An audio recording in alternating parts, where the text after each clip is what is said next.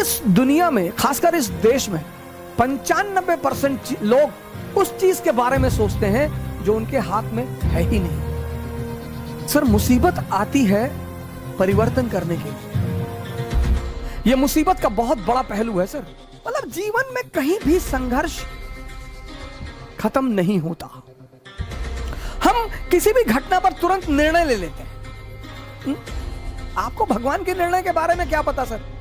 Sir, हर मुसीबत कुछ जीवन में परिवर्तन करने के लिए आती है सर।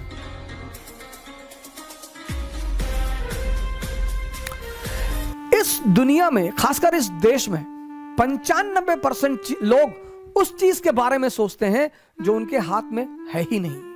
क्या? फल। सर, आपको पता ही नहीं कल क्या होने जा रहा है।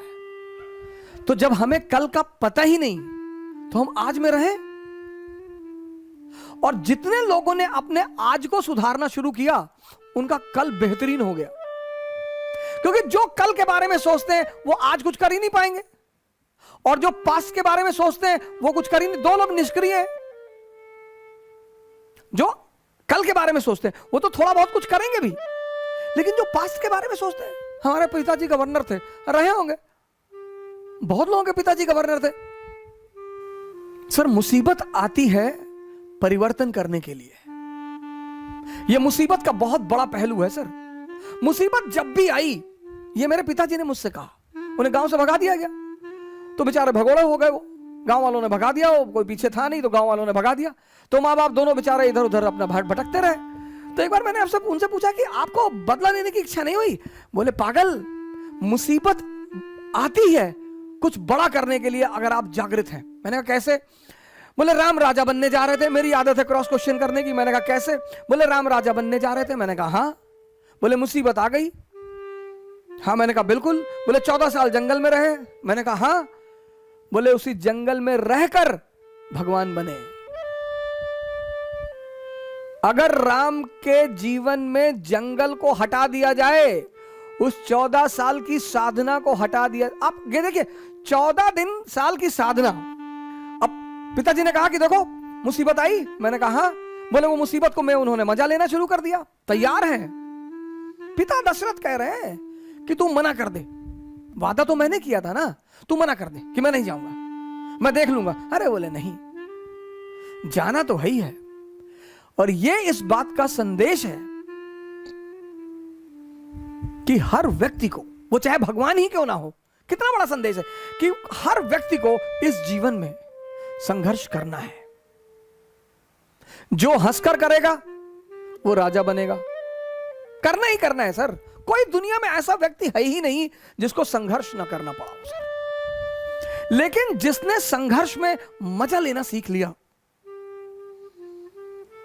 आप अगर बहुत गौर से जीवन को देखें तो हम जब क्लास 10th में थे तो हमारी माताजी हमसे कहती थी कि बेटा 10th की पढ़ाई अगर कायदे से कर लोगे ना, बस 3 ही साल जीवन में पढ़ना है। मैंने कहा अच्छा? हाँ। बोली, बस 3 साल, 10th 11th 12th, और 3 साल अगर पढ़ लिए फिर जीवन में पढ़ना ही नहीं। हमें लगता है आपको भी कहा गया होगा कि बस 3 साल। अब आपने पढ़ लिया, 97.8% आपके मार्क्स आ गए। अब पता चला कि भैया अगर IIT निकल जाए, मेडिकल निकल जाए, KGMC मिल जाए, अरे फिर तो जीवन, आपने फिर से दम लगा दिया। IIT भी निकल गया। अब जब आप IIT से निकल आए तो फिर एक और बवाल हो गया। आपके मोहल्ले का एक लड़का IAS हो गया। पूरा खानदान में पूरा खानदान को दहेज में BMW मिल गई।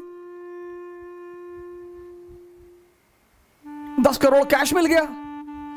अब आपके पिताजी फिर आपकी तरफ पलटे कि तुम तो वैसे भी इस परिवार के चंगेज खान हो, तुम्हें किस बात का डर? तुमने कहा हाँ, चंगेज खान तो मैं हूं।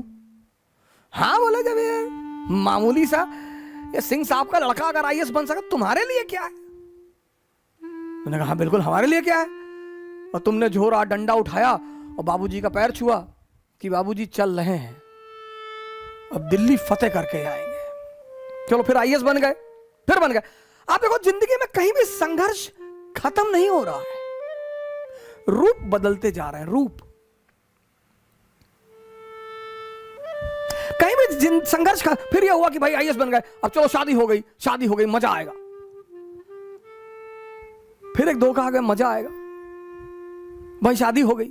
फिर 6-7 महीने अपना आनंदित हुए, घूमे टहले और बड़ी बधाइयां आई और ये आया और वो आया। फिर बच्चे हो गए, फिर एक नया संघर्ष शुरू हो गया, फिर अब बच्चों की जिंदगी बनाना। मतलब जीवन में कहीं भी संघर्ष खत्म नहीं होता। तो जब संघर्ष खत्म नहीं होता तो क्यों ना मजा लेके संघर्ष किया जाए। और जितने लोगों ने मजा लेके संघर्ष किया उन्होंने इस दुनिया पर राज किया, राम को भगवान बना दिया। मुसीबत, अगर आप जागृत हैं, एक आदमी था चाइना में, उसके पास एक बड़ा जबरदस्त घोड़ा था। कि कैसे जो व्यक्ति जागृत होता है उसका मुसीबत कुछ नहीं कर पाती। बहुत बड़ा नियम है जागृति सर, होश में रहना बहुत बड़ा नियम है। तो चीन में एक आदमी था किसी गांव में, उसके पास एक बड़ा नायाब घोड़ा था, बहुत नायाब, मतलब हवा से ज्यादा स्पीड थी घोड़े की। तो उस देश के राजा ने उस आदमी को बुलाया, कहा तुम अपना घोड़ा मुझे दे दो, तुमको मैं मुंह मांगी कीमत दूंगा।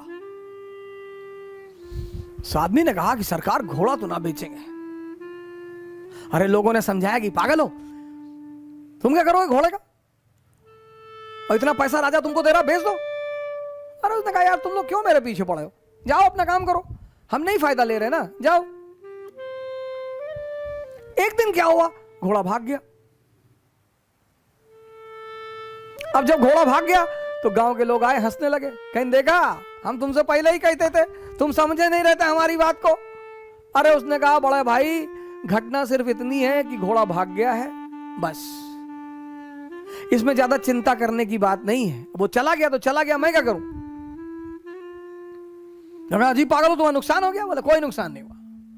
10-15 दिन बीता, एक दिन घोड़ा वापस आ गया और अपने साथ 20 घोड़े और लाया अपनी तरह के।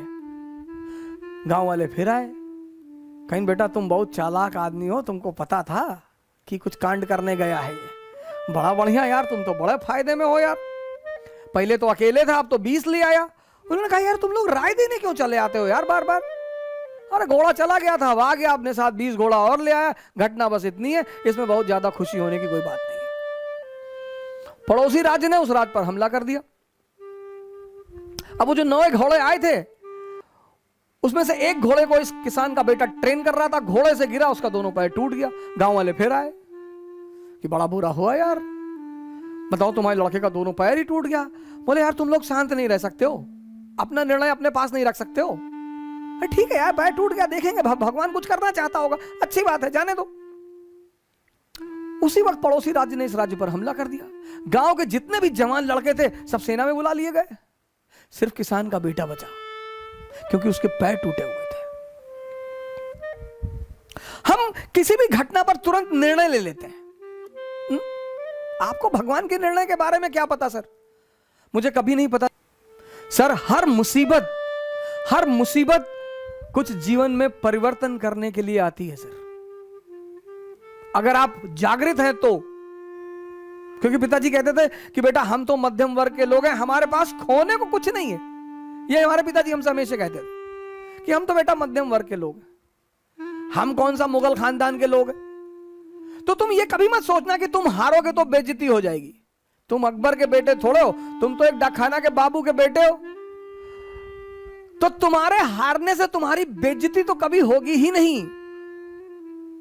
तारीफ कुछ लोग जरूर करेंगे कि फलाने का लड़का लड़ाई किया। आपको क्या डरने की जरूरत है सर, आप क्यों सोचते हैं मेरी बेइज्जती हो, होने दो सर, कि लोग मेरे ऊपर हंसेंगे। लोग सिर्फ मुर्दे पर नहीं हंसते, जो जिंदा है उस पर तो लोग हंसेंगे ही सर। अगर लोग आपके ऊपर हंस रहे हैं इसका मतलब आप जिंदा हैं। अगर लोग आपको पीठ पीछे गाली दे रहे हैं इसका मतलब आपने चमकना शुरू कर दिया है। अगर लोग आपकी आलोचना कर रहे हैं तो आप कहीं बहुत आगे बढ़ रहे हैं सर। ये सब दिशा सूचक यंत्र हैं। गाली, आलोचना। पर हमारे मिडिल क्लास के पेरेंट्स हमको बहुत डराते हैं, बहुत पेरेंट्स को, बेटा बेइज्जती मत कराना। अबे तुगलक वंश के हो, बेइज्जती मत कराना। कि मौर्य वंश के हो। अंबेडकर की बेइज्जती हुई, उन्होंने मजा लिया, भगवान बन गए। गांधी की बेइज्जती हुई, उन्होंने मजा लिया, भगवान बन गए। चाणक्य की बेइज्जती हुई, मजा लिया, भगवान बन गए। बेइज्जती तो बहुत जरूरी चीज है सर जीवन में। वो ऑक्सीजन पैदा करती है, ऑक्सीजन, जज्बा, टेम्परामेंट। बेइज्जती बहुत जरूरी है सर, डरने की कोई बात नहीं।